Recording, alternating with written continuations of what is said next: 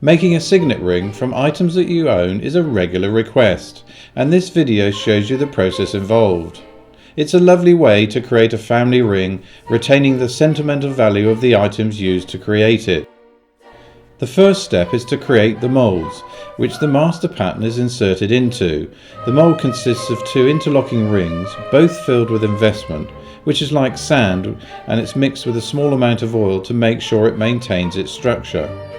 It's key to make sure the investment is packed in very tightly to avoid a poor surface when being cast, so we hammer this, forcing it into the ring.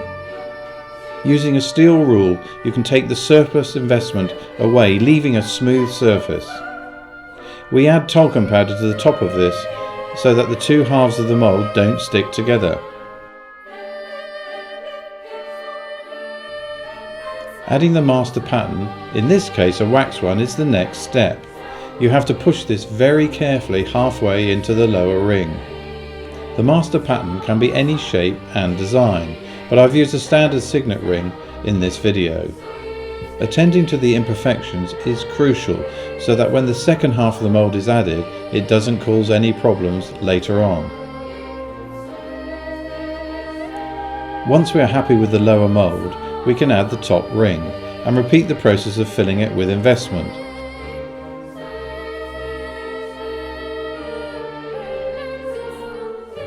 Once this is done, we separate the two halves, and as you can see, the powder means they haven't stuck together.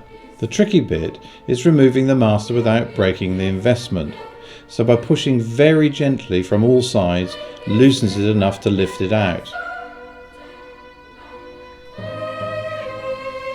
The master pattern has a sprue attached, and this forms the channel allowing the metal to flow out after it's filled the void created by the pattern.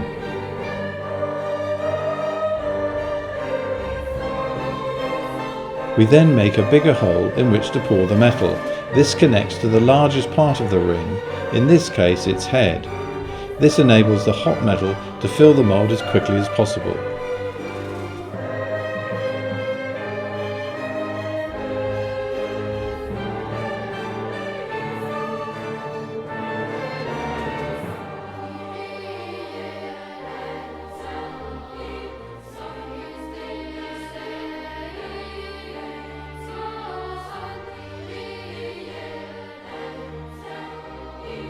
Once we are ready, we melt your gold, or in this case silver, until it's fluid, and by adding flux powder to the melt, it makes sure there is no oxidization and it flows nicely into the mold. Silver melts around 900 degrees centigrade. When it's completely fluid, we pour the metal into the larger hole quickly before it has time to cool.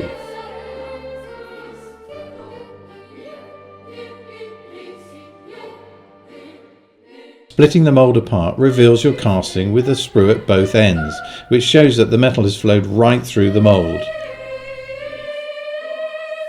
The next stage is to remove all the investment from around the ring.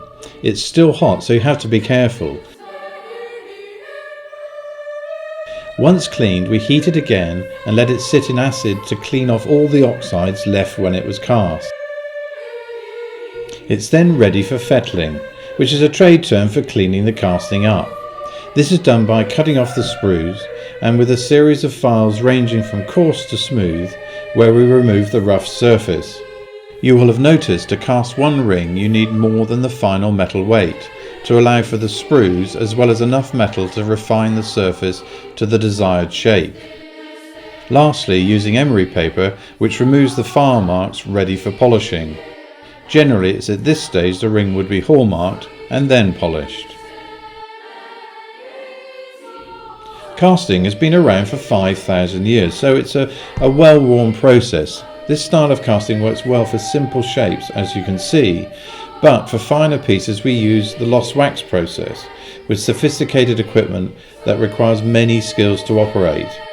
But casting in this way enables you to have a ring using your own metal that retains the sentimental value, making your ring rather more special, using the past to create the present.